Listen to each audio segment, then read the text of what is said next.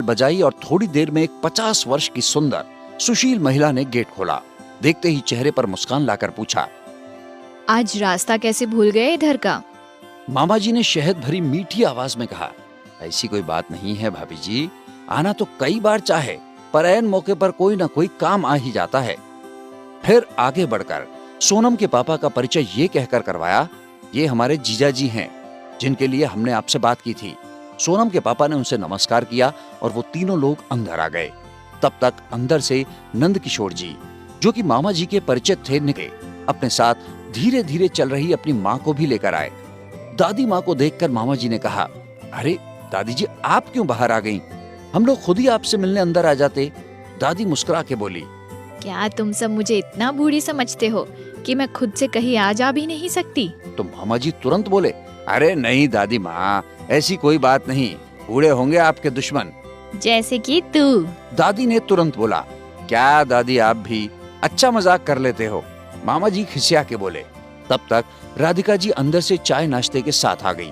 फिर मामा जी ने नंद किशोर जी से सोनम के पापा का परिचय करवाया और नाश्ता करते हुए सब समस्याएं बता दी। सोनम के पापा के चेहरे पर उस वक्त बड़े याचक के भाव थे, जैसे उन लोगों की एक हाँ या ना से सोनम की नौकरी आसान हो जाएगी। राधिका जी ने हंसते हुए सोनम के पापा से कहा, भाई साहब, बिटिया को भी ले आते। वो क्या है कि वो भी अपना कमरा देखकर संतुष्ट हो जाती।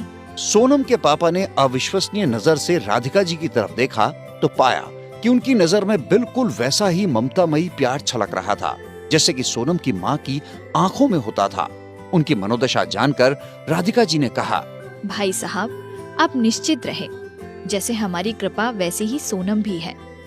भला बेटी बेटी में क्या अंतर? हम तो बहुत खुश हैं।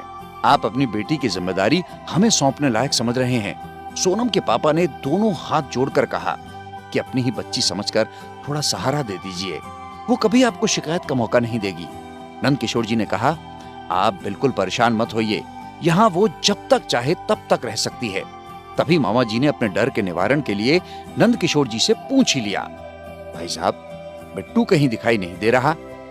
दादी ने हंसते हुए कहा कि वो मेडिकल कॉलेज गया है, कोई इमरजेंसी केस के लिए कॉल आया था। मामा जी के सांस में सांस आई। अच्छा। सोनम के पापा ने दादी के पैर छूते हुए नंद किशोर जी और राधिका जी से चलने की अनुमति मांगी और कहा, कल शाम तक सोनम यहाँ शिफ्ट कर लेगी, उसके बाद उनको भी अपने घर के लिए निकलना होगा। नंद किशोर जी ने उनको कुछ और दिन रुकने के लिए कहा तो सोनम के पापा ने फिर अगली बार की बोलकर टाल दिया और वो लोग खुशी खुशी घर से निकल पड़े। दोनों के ही चेहरों पर खुशी और संतुष्टि थी। सोनम के पापा इसलिए खुश थे कि उनकी समस्या हल हो गई थी और मामा जी इसलिए खुश थे कि उनको बिट्टू नाम के आफत से पाला नहीं पड़ा। जहां एक और बिट्टू के घर में उत्साह और खुशी थी कि देखें सोनम, जिसकी इतनी तारीफ करके पापा और मम्मी करके आए हैं, वो है कैसी। और दूसरी ओर मामा जी के घर में आज मामी को सोनम पर कुछ ज्यादा ही प्यार आ रहा था और सोनम परेशान सी इधर उधर चक्कर लगा रही थी। कैसे वो एडजस्ट करेगी वहां पर? आफ्टर ऑल उसे कल से वही रहना था, पर उसे कहां पता था कि कल से उसकी लाइफ एक जबरदस्त मोड़ लेने जा रही है। अब जब सोनम का ठिकाना लग गया, मतलब रहने का, तो थोड़ा ये भी जान लिया जाए कि सोनम है क्या चीज। एजुकेशन और नौकरी तो जानते ही हो आप सभी। अब उनका तनिक ग्लैमरस साइड भी देख लें, नहीं तो हमारे बिट्टू साहब का क्या होगा। सोनम गेहुए रंग में सजी बड़ी बड़ी काली काली आंखों वाली एक सामान्य कद काठी की लड़की थी।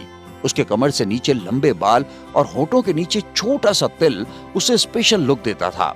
बहुत सुंदर नहीं थी, पर चेहरे पर एक अलग ही आकर्षण था। इतना आत्मविश्वास था कि जो भी एक बार बात कर ले, वो बस उसके बारे में सोचता ही रह जाए। अब इस कहानी के हीरो यानी कि बिट्टू जी, ना हमारे सबके अपने चहेते, यानी केवल तब तक जब तक गुस्सा ना आए, डॉक्टर अमित गुप्ता जी बिल्कुल सही पकड़े हैं। ये अपनी डॉक्टरी केजीएमसी से ही कर रहे हैं।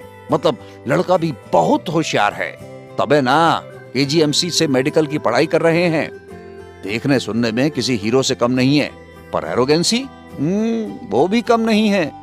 इनकी एक बहन है कृपा जी, बिल्कुल सही समझे। बस इन्हीं से बिट्टू जी की बनती है, नहीं तो जितने अच्छे कार्डियोलॉजिस्ट उतने ही सड़ू इंसान। अब क्या करें, इंसान सड़ू है पर डॉक्टर दिल का है। अब क्या होगा जब एक दिल के डॉक्टर और एक जीव विज्ञान की मास्टरनी का आमना सामना होगा। जाहिर है कोई तूफान ही आएगा, पर कब आएंगे ये एक दूसरे के सामने? फिलहाल नहीं। क्यों? अरे बाबा, अभी सोनम अपना सामान जमाएगी उधर, उन लोगों के साथ थोड़ा क्वालिटी टाइम बिताएगी, तब ना हमारे डॉक्टर साहब का गुस्सा फूटेगा। तब तक साथ बने रहिए। अरे हमें भी तो डॉक्टर के गुस्से से